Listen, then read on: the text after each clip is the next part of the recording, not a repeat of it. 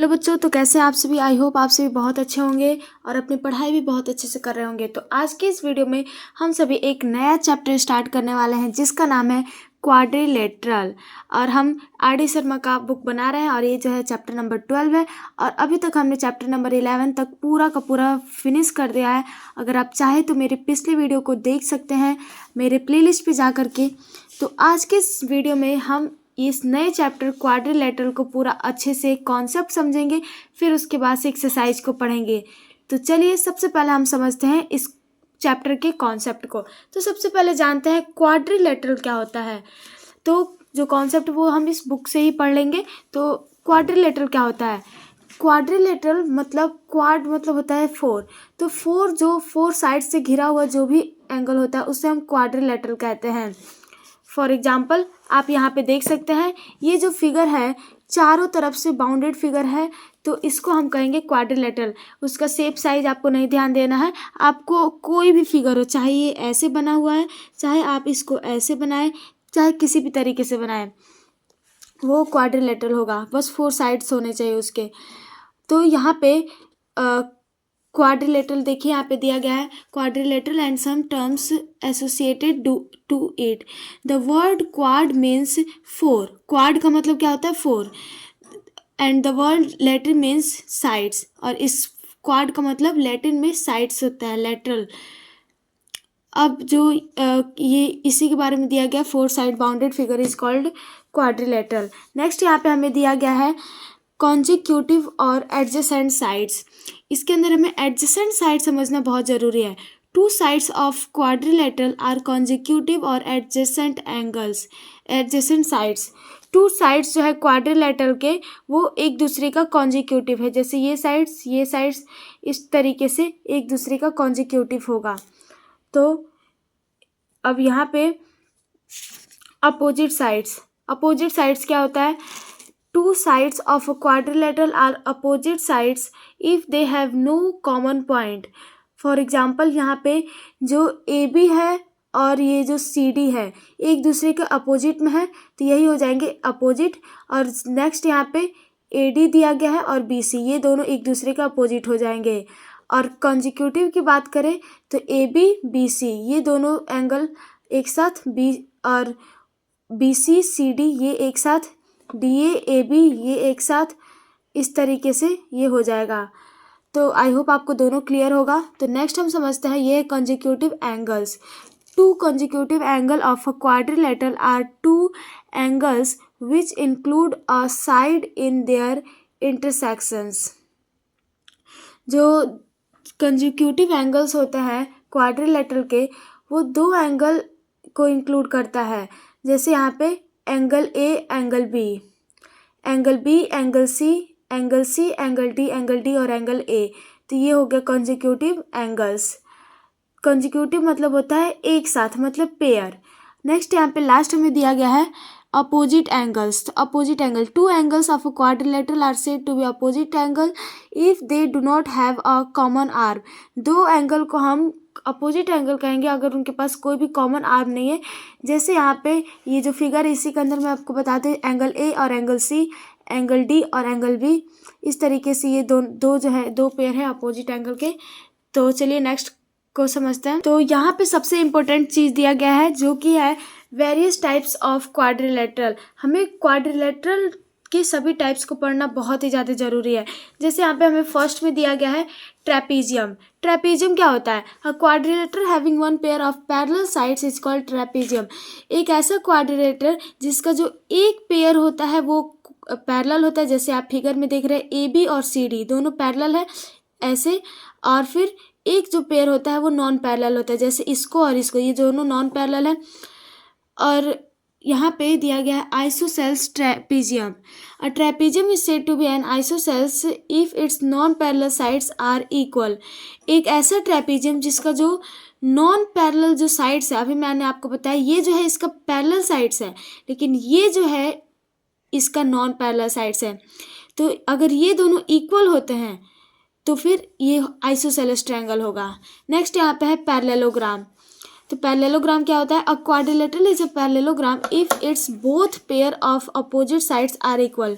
एक क्वाड्रिलेटरल है, इसको हम पैरेललोग्राम कहेंगे जब इसके दोनों जो पेयर हैं वो इक्वल होंगे। यानी कि एक ये ए बी और सी डी, एक ये पैरेलल हो गया, दूसरा पेयर जो है ये ए डी और बी सी, ये दोनों हो गया, ये दोनों भी पैरेलल हैं। नेक्स्ट यहाँ पे दिया गया है rhombus, a parallel having all sides equal, एक ऐसा पैरेललोग्राम जिसके सभी साइड्स जो है वो इक्वल है, यानी कि A D B C C B A B सब कुछ, सब जो साइड्स है वो एक बराबर है, इसको हम रोम्बस कहेंगे। यहाँ पे नेक्स्ट हमें दिया गया है rectangle, a parallelogram whose one of the angles is a right angle is called rectangle, एक पैरेललोग्राम, ये एक पैरेललोग्राम है जिसका एक जो साइड है वो, एक जो एंगल है वो 90 डिग्री का होगा। तो एक अगर एंगल जो है 90, वैसे तो सभी एंगल्स, अगर एक एंगल 90 डिग्री का तो सभी 90 डिग्री का होंगे, लेकिन अगर एक भी 90 डिग्री का एंगल होता है तो हम उसे रेक्टेंगल कह सकते हैं। नेक्स्ट यहाँ पे है square, a square is a rectangle with a pair of adjacent sides equal, square को देखिए हम रेक्टेंगल कह सकते हैं, लेकिन रेक्टेंगल को हम कभी स्क्वायर नहीं कह सकते। तो स्क्वायर जो है एक ऐसा रेक्टेंगल है जो कि दो पेयर ऑफ एडजेसेंट एंगल जो होता है वो इक्वल होता है, जैसे यहाँ पे इन सभी का जो साइड्स है वो इक्वल है, या फिर आप बोल सकते हैं एक ऐसा रेक्टेंगल जिसका सभी साइड्स इक्वल होता है उसे हम स्क्वायर कहते हैं। तो इसके सभी साइड्स जो होते हैं वो इक्वल होते हैं और सभी 90 डिग्री के भी होते हैं। नेक्स्ट यहाँ पे है kite, a quadrilateral is a kite if it has two pairs of equal adjacent sides and unequal opposite sides, एक पैरेललोग्राम, एक क्वाड्रिलेटरल, यहाँ पे एक क्वाड्रिलेटरल है, ये पैरेललोग्राम नहीं होगा।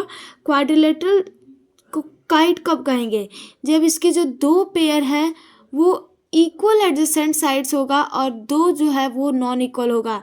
जैसे कि आप लोग इस फिगर के अंदर देख सकते हैं, ए बी जो है वो इक्वल है ए डी के और बी सी जो है वो इक्वल है सी डी के, लेकिन यहाँ पे ए डी जो है वो बी सी के इक्वल नहीं है, यानी कि दो पेयर जो है वो एक समान है, और यहाँ पे अगर इसको और इसको कंपेयर किया जाए तो अनइक्वल साइड्स हैं। तो इसका मतलब ये है कि जो एडजेसेंट साइड है, यानी कि ए डी और ए बी, बी सी और ए डी, ये दोनों जो है इक्वल होगा, लेकिन जो अनइक्वल साइड्स है जैसे ए डी हो गया और बी सी हो गया, ए बी हो गया और डी सी हो गया, ये जो होगा अनइक्वल होगा, तो इसीलिए इसको हम काइट कहते हैं। आई होप आपको ये सभी चीज़ें जो है अच्छे से समझ में आ गई होंगी। तो बच्चों ये था कुछ मतलब कि क्वाड्रिलेटरल के बारे में, क्वाड्रिलेटरल का कुछ बेसिक नॉलेज जो कि आपको होना बहुत ही ज़्यादा ज़रूरी है। आई होप आपको ये सभी के सभी जो है अच्छे से क्लियर समझ में आ गया होगा। तो चलिए बिना किसी देर के हम एक्सरसाइज की तरफ आगे बढ़ते हैं। तो बच्चों ये रहा हमारा एक्सरसाइज, तो इसको अभी हमें करना है एक्सरसाइज 12। तो यहाँ पे हमें फर्स्ट क्वेश्चन क्या दिया गया है, two opposite angles of a parallelogram are इतना डिग्री एंड इतना degree, find the measures of each angles of parallelogram. तो हमें एक 3x - 2 डिग्री दिया गया है, एक जो 50 - x डिग्री दिया गया है। तो हमें जो मतलब कि दो इस तरीके से हमें दिया गया है, तो हमें सभी जो एंगल्स होंगे पैरेललोग्राम का उन सभी का निकालना है। तो चलिए इसको सॉल्व करते हैं। तो बच्चों आप लोग को मैं एक बात बता दूं, तो जो पैरेलल साइड के जो अपोजिट साइड्स एंगल जो होते हैं वो हमेशा इक्वल होते हैं। तो यहाँ पे हम सबसे पहले लिखेंगे since opposite angles of a parallelogram are equal, हमेशा इक्वल होता है अपोजिट एंगल्स। तो इसको आप लिख लेंगे। फिर उसका जब इक्वल होगा तो हमें दो एंगल दिए गए यहाँ पे, दो अपोजिट एंगल। तो यहाँ पे ये भी जो होगा 3x - 2 इक्वल होगा 50 - x के। तो इसको हम इक्वल है तो इसको हम सॉल्व करेंगे। तो यहाँ पे 3x है, x को इस साइड लाएंगे तो -x है, तो इधर आएगा तो +x हो जाएगा, इक्वल टू 50 - 2 इधर जाएगा तो +2 हो जाएगा। अब यहाँ पे LHS और RHS दोनों को सॉल्व करेंगे तो 3x प्लस एक्स हो जाएगा 4x इक्वल टू 50 प्लस 2 हो जाएगा 52। तो x is equal to 52 upon में 4। तो यहाँ पे कटाएंगे तो 4 1 जा 4 4 3 जा 12। तो ये आ जाएगा x इज इक्वल टू आपका 13। तो बच्चों x इज इक्वल टू 13 आया है। तो अब हमें फर्स्ट जो वैल्यू है एंगल का ये निकालते हैं। तो यहाँ पे हम लिखेंगे यहाँ पे first angle equal to 3x minus 2। तो यहाँ पे 3 इंटू एक्स की जगह पे इंटू 13 माइनस में 2 है तो 13 इंटू 3 होता है 39 माइनस 2 इक्वल टू आ जाएगा 37। सेकेंड एंगल फाइंड करना है तो यहाँ पे लिखेंगे सेकेंड एंगल और फिर यहाँ पे दिया गया 50 माइनस एक्स। तो 50 माइनस 13 तो यहाँ पे 50 माइनस एक्स दिया गया है तो एक हो जाएगा 50 और दूसरा हो जाएगा माइनस में 13 कर लेंगे। तो यहाँ पे इसको जब सब्ट्रैक्ट करेंगे तो बच्चों ये आ जाएगा आपका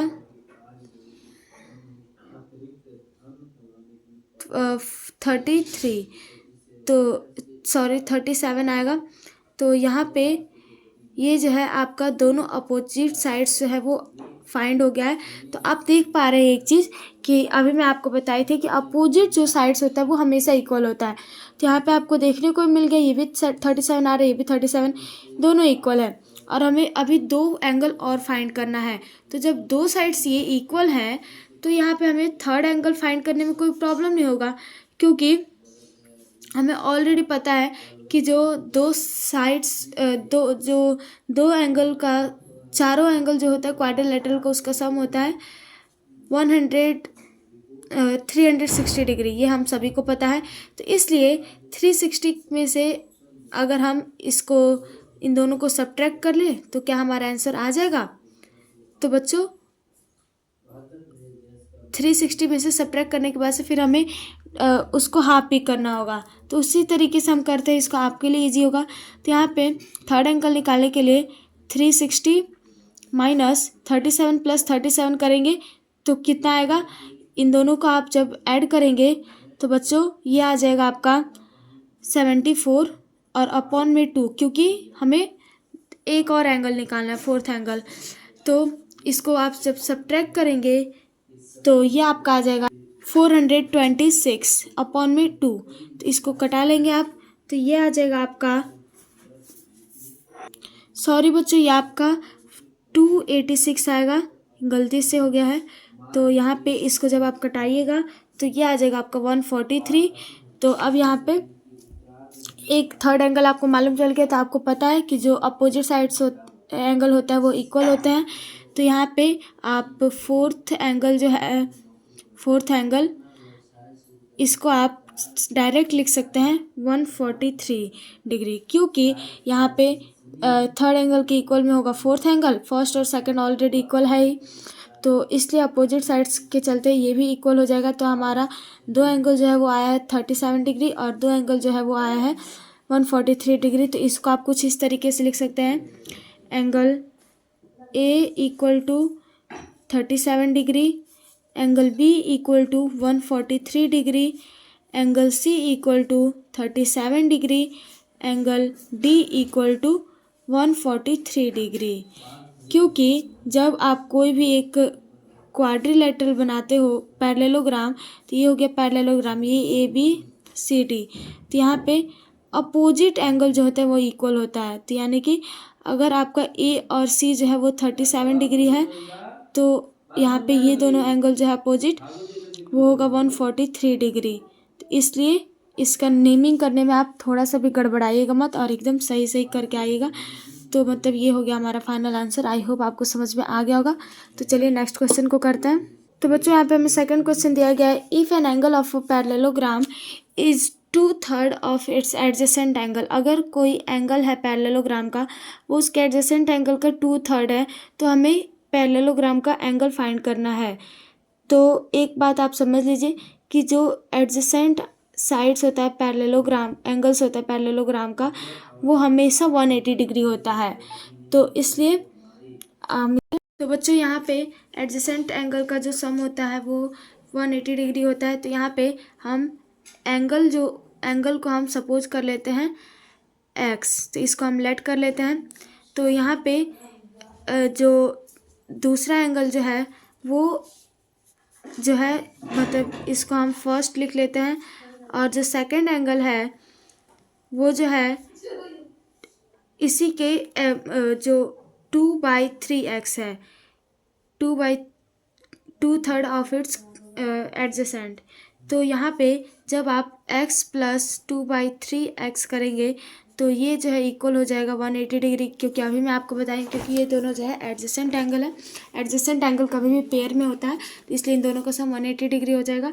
तो अभी आपको यहाँ पे इसको सॉल्व करना है, तो इसको करेंगे तो ये आ जाएगा एलसीएम आएगा 3, और ये हो जाएगा 3x plus 2x is equal to 180 degree.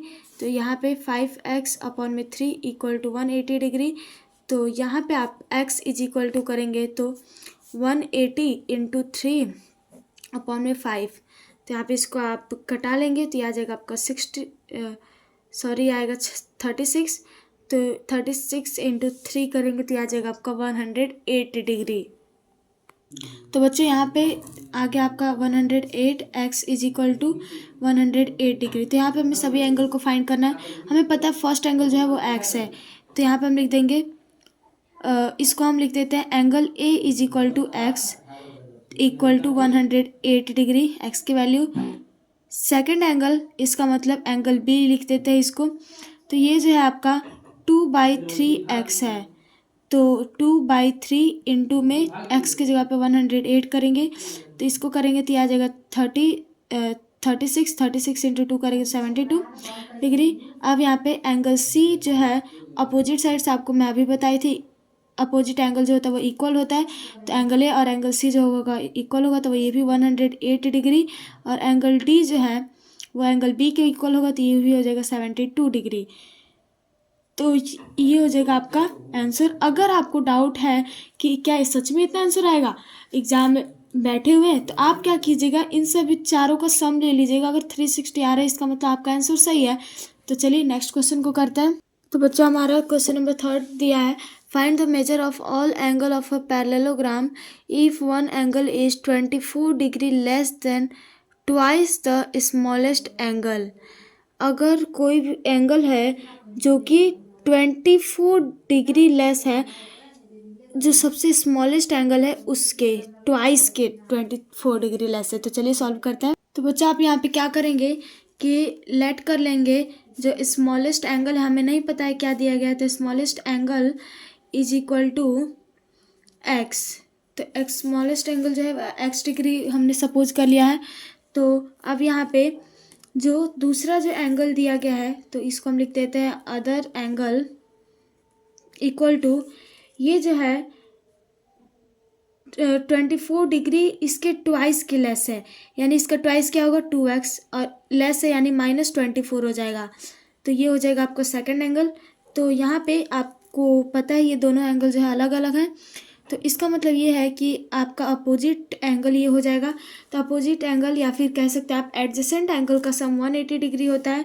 तो यहाँ पे x degree plus 2x minus 24 degree equal to 180 degree हो जाएगा। तो x degree plus 2x minus 24 equal to हो जाएगा 180 डिग्री। तो 2x प्लस x हो जाएगा 3x minus 24 equal to 180 degree. 3x is equal to आ जाएगा 180 माइनस 24 है तो इधर आएगा प्लस 24।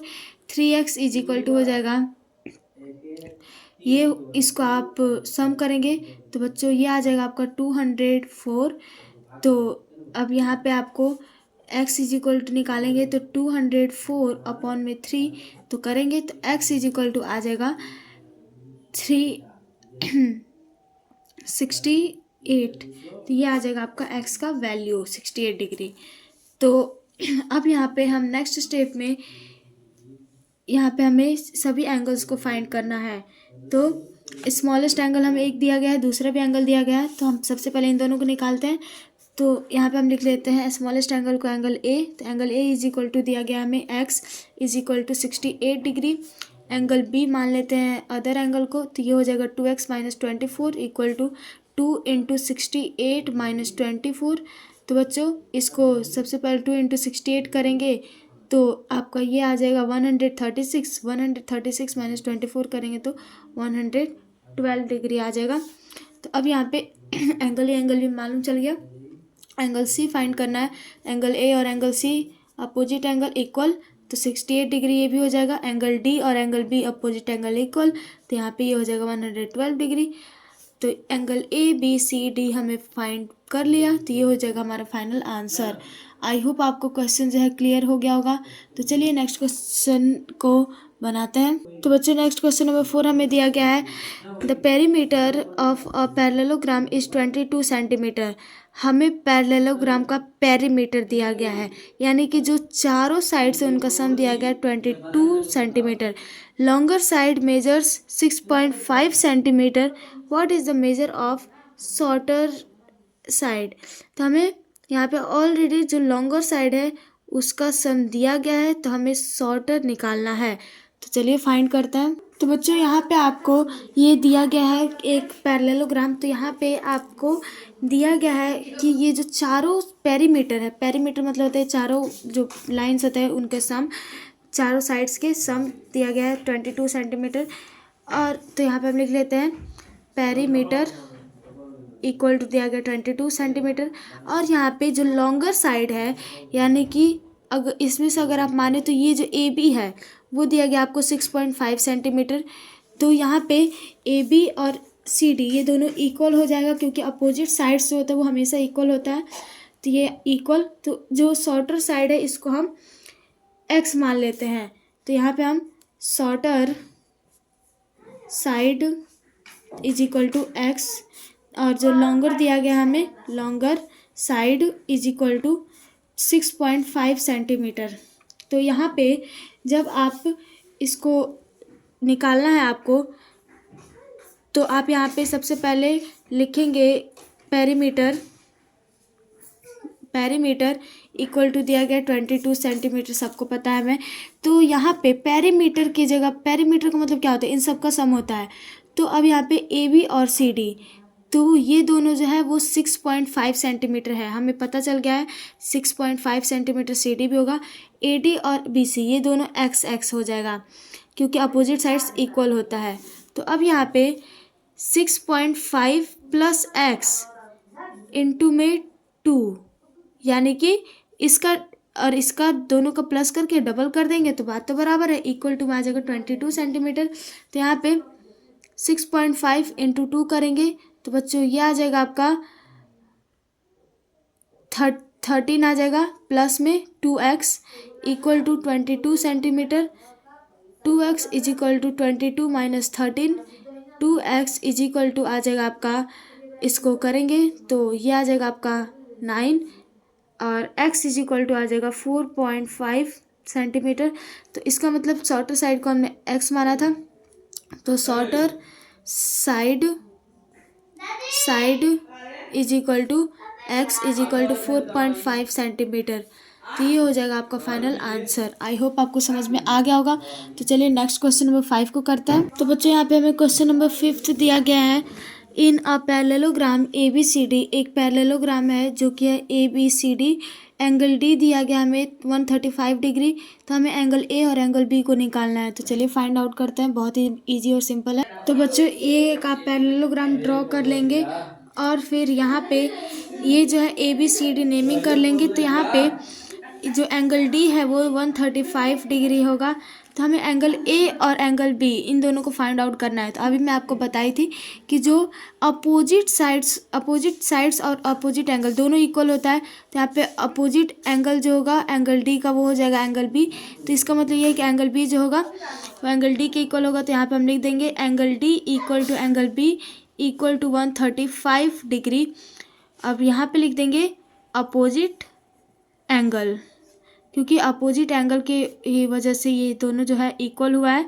तो अब यहाँ पे एंगल डी और एंगल बी इक्वल हो गया। नेक्स्ट यहाँ पे अभी मैं आपको बताई थी जो एडजेसेंट एंगल होता है वो इक्वल होता है। तो ये जो 135 डिग्री हो गया, एंगल ए और एंगल बी दोनों सम करेंगे तो 180 डिग्री हो जाएगा। Angle A plus angle B equal to हो जाएगा 180 डिग्री। और यहाँ पे हम इसको लिख देंगे एडजेसेंट लिखेंगे एंगल। तो अब यहाँ पे एंगल ए जो है वो हमें नहीं पता है, प्लस एंगल बी पता 135 degree equal to 180 degree. Angle A equal to हो जाएगा 180 degree minus 135 degree. Angle A is equal to आ जाएगा आपका ये 180 माइनस 135 करेंगे तो आ जाएगा 45 डिग्री। तो बच्चों आपका ये एंगल ए आ गया 45 डिग्री, एंगल बी पता ही चल गया। तो hence angle A is equal to 45 degree, angle B is equal to 135 degree. तो ये दोनों हो जाएगा आपका आंसर। आई होप आपको समझ में आ गया होगा। तो चलिए नेक्स्ट क्वेश्चन नंबर 6 को करते हैं। तो बच्चों हमारा नेक्स्ट क्वेश्चन नंबर 6 दिया गया है ABCD is a parallelogram. ABCD एक पैरेललोग्राम है इन विच एंगल ए हमें 70 डिग्री दिया गया था, हमें एंगल BCD तीनों फाइंड करना है। तो चलिए फाइंड करते हैं, सेम पिछले वाले की तरह है। तो बच्चों यहाँ पे हम एक फिगर ड्रॉ कर लेंगे, एक पैरेललोग्राम। तो यहाँ पे हमें पता है कि एंगल ए जो है वो 70 डिग्री है, एंगल BCD निकालना है। तो एंगल ए अगर 70 है तो एंगल सी जो होगा वो अपोजिट एंगल हो, तो 70 हो जाएगा। तो angle A is equal to angle C equal to 70 degree. यहाँ पे आप अपोजिट एंगल लिख देंगे, आप मैं शॉर्ट फॉर्म में लिख रही हूँ क्योंकि अभी मैं आपको लिख के बताई हूँ। तो अब यहाँ पे एंगल ए और एंगल बी जो होगा वो हो जाएगा एडजेसेंट एंगल। तो angle A plus angle B equal to 180 degree क्या होगा, एडजेसेंट एंगल हो जाएगा। तो यहाँ पे एंगल ए हमें पता है 70 degree plus angle B equal to हो जाएगा 180 डिग्री।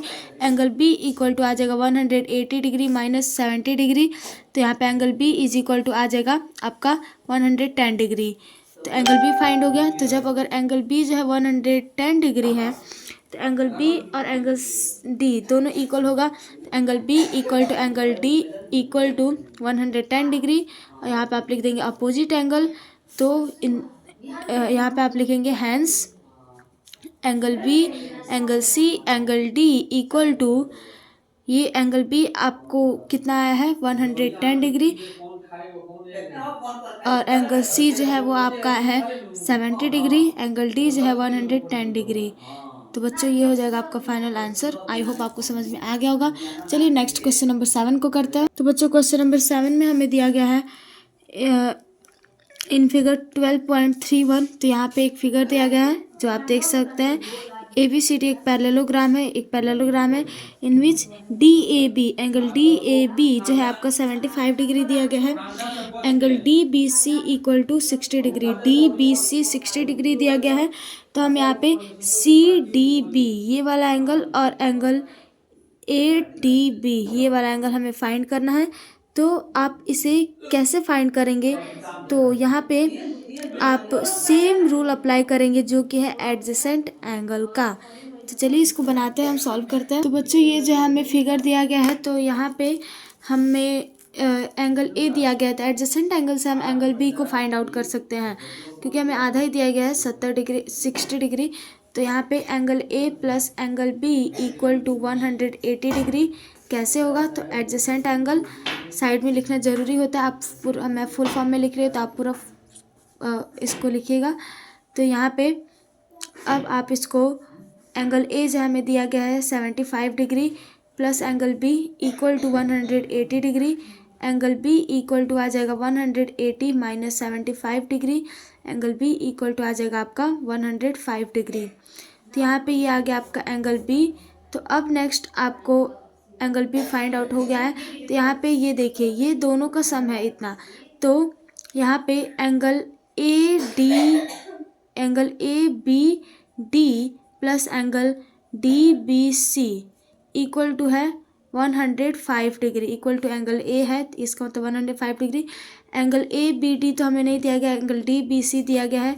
तो एंगल ABD प्लस ये दिया गया हमें 60 डिग्री इक्वल टू 105 डिग्री। तो यहाँ पे एंगल ABD इक्वल टू आ गया 105 माइनस 60। तो angle ABD equal to 105 minus 60 आ जाएगा आपका 45 डिग्री। तो बच्चों एंगल डी फाइंड हो गया। तो अब यहाँ पे एक चीज़ आप देखिए, ध्यान दीजिए कि ये जो ये एंगल है 45 डिग्री, तो यहाँ पे एंगल ABD इक्वल होगा एंगल DBC के। ये एंगल और ये एंगल इक्वल होगा, क्यों होगा, तो ये होगा आपका अल्टरनेट एंगल की वजह से, क्योंकि यहाँ पे दो पैरेलल लाइन है, यहाँ पे एक लाइन इंटरसेक्ट कर रहा है। तो ये जो है अभी हमने पिछले चैप्टर में पढ़ा है लाइन्स एंड एंगल्स में, तो यहाँ पे इसीलिए ये यूज होगा यहाँ पे। तो ये हो जाएगा 45 डिग्री। तो यहाँ पे हम लिख सकते हैं angle A B D equal to angle C D B equal to 45 degree. Next यहाँ पे जो angle A D B equal होगा एंगल डी बी सी के। तो यहाँ पे हम लिख सकते हैं angle A D B equal होगा angle A D B C के। क्यों होगा? तो ये जो है 60 डिग्री हो जाएगा। तो ये दोनों क्यों होगा? अल्टरनेट एंगल के वजह से। तो अल्टरनेट एंगल, और ये भी जो होगा अल्टरनेट एंगल की वजह से ही होगा, दोनों इक्वल। तो बच्चों यहाँ पे अब हमें मालूम चल गया है कि यहाँ पे हमें फाइंड आउट क्या करना था, एंगल सी डी बी और एंगल ए डी बी। तो यहाँ पे हम लिख देंगे hence angle C D B और angle A D B equal to 60 degree और 45 डिग्री। तो ये हो जाएगा आपका फाइनल आंसर। आई होप आपको समझ में आ गया होगा। तो चलिए नेक्स्ट क्वेश्चन नंबर 8 को करते हैं। तो बच्चों क्वेश्चन नंबर हमें 8 दिया गया है। इन फिगर 12.32 ये फिगर है। A B C D is a parallelogram. Angle A हमें दिया गया है पूरा एंगल ए दिया गया है 60 degree. If the bisector of angle A and angle B meet at P prove that A D equal to D P, D P C equal to B C and D C equal to 2AD। तो यहाँ पे हमें prove करना है। तो चलिए prove करते इसे। तो बच्चों यहाँ पे इस क्वेश्चन में आपको एंगल ए इक्वल टू दिया गया है 60 डिग्री। तो एंगल ए 60 है, तो एंगल बी जो है वो एडजेसेंट एंगल से आप फाइंड कर लेंगे। तो angle A plus angle B equal to होता है 180 डिग्री एडजेसेंट एंगल से। तो यहाँ पे एंगल ए दिया गया 60 degree plus angle B equal to 180 degree. Angle B equal to आ जाएगा 180 माइनस 60 करेंगे तो 120 डिग्री। एंगल बी हमें फाइंड कर लिया 120 डिग्री। तो यहाँ पे डी पी ए और यहाँ पे हमें डी ए पी, तो ये जो है बाइसेक्टर है। पी ए जो है बाइसेक्टर है। तो बाइसेक्टर जो होता है, बाइसेक्ट जब करता है, ये दोनों एंगल जो होते हैं वो इक्वल हो जाते हैं। तो सो दैट यहाँ पे ये जो होगा ये 30 का हो जाएगा, ये भी 30 का हो जाएगा। और यहाँ पे हमने टोटल जो है वो हमने अभी फाइंड किया है 120 डिग्री यहाँ पे एंगल बी को। तो ये जो हो जाएगा 60 डिग्री, ये हो जाएगा 60 डिग्री। तो अब यहाँ पे जो डी ए पी है वो इक्वल हो जाएगा डी पी ए के। अब आप पूछेंगे कि क्यों और कैसे हो जाएगा। तो यहाँ पे हमें जो डी पी ए है वो यहाँ से अल्टरनेट एंगल है, क्योंकि दो पैरेलल लाइन है। तो यहाँ पे ये जो है अल्टरनेट लाइन है, इसलिए ये भी एंगल जो होगा 30 डिग्री का हो जाएगा। यहाँ पे हम लिख सकते हैं angle D P A equal to angle D A P equal to 30 degree. तो अब यहाँ पे इसका मतलब ये है कि जब दोनों अपोजिट मतलब कि एक ट्रायंगल है, इसके अपोजिट एंगल इक्वल है तो अपोजिट साइड्स भी इक्वल होंगे। सो दैट यहाँ पे D P A D equal to D P दोनों इक्वल हो जाएगा। नेक्स्ट यहाँ पे हमें दिया गया है ये, तो एंगल बी हमें पता है। तो यहाँ पे हमें जो ये अगर एंगल ए बी डी जो है 60 डिग्री है, तो इसी का अपोजिट यहाँ पे ये जो एंगल होगा एंगल बी पी सी, तो ये जो है अल्टरनेट एंगल से ये भी 60 डिग्री का हो जाएगा। तो अब यहाँ पे ये 60 डिग्री और ये भी हो जाएगा इक्वल। तो यहाँ पे ये भी 60, ये भी 60, तो इसलिए हम यहाँ पे लिख देंगे angle P B C equal to angle P C B equal to हो जाएगा 60 डिग्री। तो अब यहाँ पे अपोजिट एंगल जो है वो मतलब कि एक ट्रायंगल के दो अगर इक्वल है एंगल, इसके अपोजिट साइड्स इक्वल होंगे, तो यहाँ पे सी पी इक्वल टू हो जाएगा पी बी। तो ये हो जाएगा इसका फाइनल आंसर। आई होप आपको समझ में आ गया होगा। तो बच्चों चलिए नेक्स्ट क्वेश्चन नंबर 9 को करते हैं, जो कि लास्ट क्वेश्चन है। तो बच्चों लास्ट क्वेश्चन नंबर 9 यहाँ पे देख सकते हैं, यहाँ पे दिया गया है इन फिगर 12.33 ये फिगर है। तो यहाँ पे ABCD एक पैरेललोग्राम है, ई जो है एक मिड पॉइंट है BC का। तो यहाँ पे DE एंड AB अगर प्रोड्यूस किया जाता है F तक, तो यहाँ पे AF इक्वल हो जाएगा 2AB के। ये हमें प्रूव करना है। तो चलिए इसको फाइंड आउट करते हैं, प्रूव करते इसे। तो बच्चों इसके अंदर आपको ज़्यादा कुछ नहीं करना है, यहाँ पे आपको बस एक रूल फॉलो करना है, वो है कॉन्ग्रुएंसी का। तो उसके लिए यहाँ पे 2 ट्रायंगल चाहिए होता है, तो यहाँ पे हमें ऑलरेडी 2 ट्रायंगल दिया गया है। तो इन्हीं दोनों का हम अगर कॉन्ग्रुएंट प्रूव कर देंगे तो फिर AF जो होगा वो इक्वल हो जाएगा 2AB के। तो यहाँ पे हम इसको सबसे पहले कॉन्ग्रुएंट प्रूव करते हैं। तो इन ट्रायंगल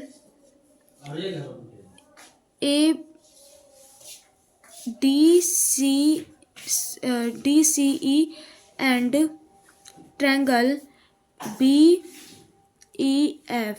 ये दोनों ट्रायंगल हो गया। तो यहाँ पे अब आप देखेंगे तो बच्चों यहाँ पे आप देख रहे हैं कि ये जो होगा DEC, जो यहाँ पे एक एंगल बनेगा, ये एंगल, ये दोनों इक्वल हो जाएगा। क्यों होगा? तो opposite angle, vertically opposite angle होगा ये। तो इसलिए हम यहाँ पे लिख देंगे angle DEC equal to angle BEF, ये दोनों जो है इक्वल हो जाएंगे। और उसी के साथ साथ ये जो साइड है CE और BE, ये एक मिड पॉइंट पे है, तो इसलिए ये दोनों जो साइड होंगे वो भी इक्वल हो जाएंगे। तो BE इक्वल टू हो जाएगा CE। और यहाँ पे ये जो एंगल है, एंगल C और एंगल B, एंगल, तो यहाँ पे एंगल DCE इक्वल हो जाएगा एंगल EBF के। तो ये दोनों इक्वल हो जाएंगे। तो क्योंकि क्यों होंगे इक्वल? तो यहाँ पे ये जो है अल्टरनेट एंगल है, तो यहाँ पे हम लिख देंगे इसको अल्टरनेट एंगल। अल्टरनेट एंगल से ये जो है दोनों इक्वल हो जाएंगे। तो इसलिए ये जो साइड, ये एंगल साइड्स एंगल, तो इसकी वजह से by ASA congruency rule triangle DCE equal two congruent triangle BEF, तो ये दोनों जो है कॉन्ग्रुएंट हो जाएगा। तो यहाँ पे बाई CPCT से जो DC है वो इक्वल हो जाएगा FB के। तो बच्चों अब यहाँ पे ये दोनों जो है साइड जो है वो इक्वल हो जाएंगे। तो यहाँ पे AB प्लस DC करेंगे तो ये इक्वल हो जाएगा FB प्लस AB के। तो यहाँ पे 2AB इक्वल हो जाएगा AF के। तो आई होप आपको जो है ये क्वेश्चन समझ में आ गया होगा। प्रूफ कर दिया हमने, आप पे लिख देंगे प्रूफ्ड, तो ये हो जाएगा आपका फाइनल आंसर। चलिए नेक्स्ट क्वेश्चन को अब हम अगले वीडियो में समझेंगे। इस एक्सरसाइज में हमें केवल क्वेश्चन नंबर 9 तक ही दिया था। अगले वीडियो में हम अगले एक्सरसाइज को करेंगे। और अभी तक अगर आपने मेरे चैनल को सब्सक्राइब नहीं किया है तो कर दीजिए। Thank you everyone, thank you, bye.